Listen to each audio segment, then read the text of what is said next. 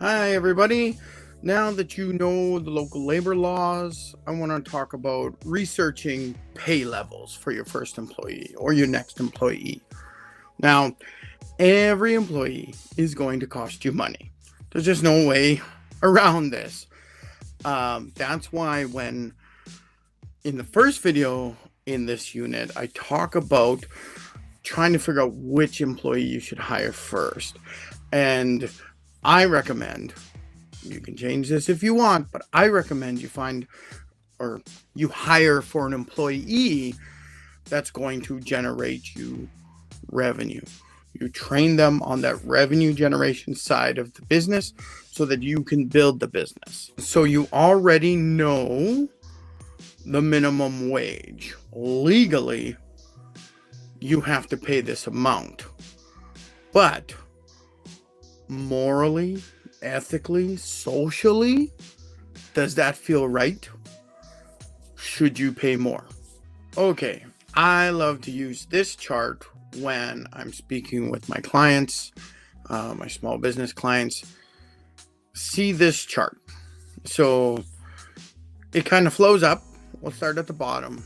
Illegal wages. So this is anything that's under the legislated minimum wage in your area. So whatever is under the minimum wage, that's an illegal wage.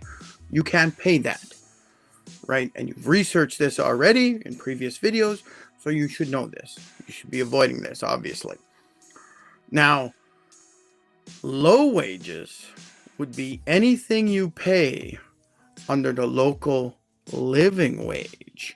So you need to do some more research and say, what's the local living wage in my city? Insert city name. So what's the local living wage in Edmonton, where I'm at? Or what's the local living wage in the province of Alberta, right? Or whatever state you're in or country you're in. Try to figure out what the local living wage is. Now, I say these are low wages because they are essentially poverty wages.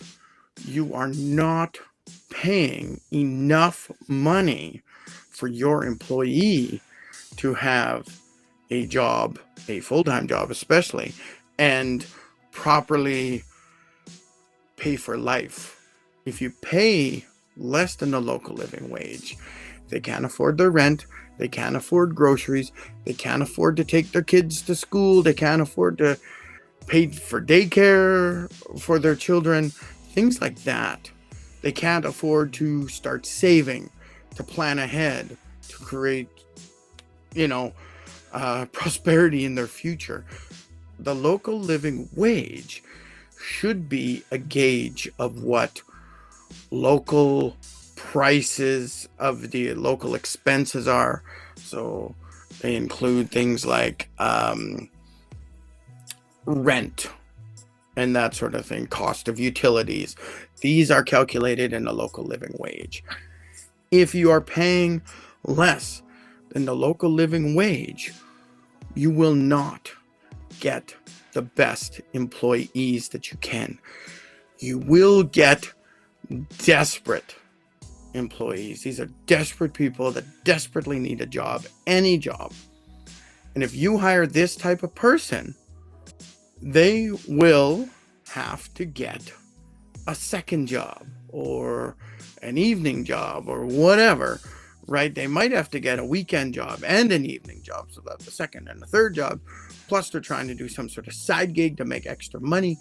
They will be extremely busy people, and they may not be able to give your customers, your clients, your business the respect it deserves. I advise you, don't pay below the local living wage. Pay just above it. That's your starting wage. If the local living wage here in Edmonton, I think it's like $22.62 or something like that. Make your starting wage $23 an hour. And this is Canadian dollars, obviously. The next level, this one here, good wages. This is where you want to be, right? You're above that local living wage, but maybe you're not at the above industry, you're not above industry standard wages. So if in your industry, whatever job you're hiring for, you need to do the research. Your industry, if we're talking about the mom and pop grocery store, what's the industry standard there for a cashier? Sometimes, depending on the industry standard wage might be below the local living wage. And in that case, you want to still be paying above the local living wage, because if the industry standard is $16 an hour, but the local living wage is $22.62 and you're paying $23, you actually moved into the great wage category up at the top. And all you're doing is being ethical, responsible, by respecting your employees as people by giving them higher than the living wage. In other industries, say I mentioned in the last video, if you're a welder and you've started a fabrication shop and you're hiring your next welder, you probably know the industry and what people should be making, but you still want to do that research. And last video, I'd also mentioned connecting with trade union and finding out what they're recommending as the pay.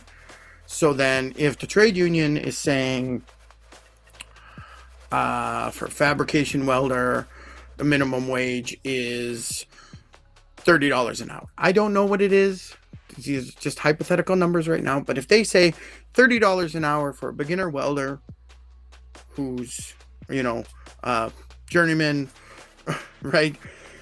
Then that's kind of your goal. If you want the best welder, if you want the best new beginner welder, start at least at 30.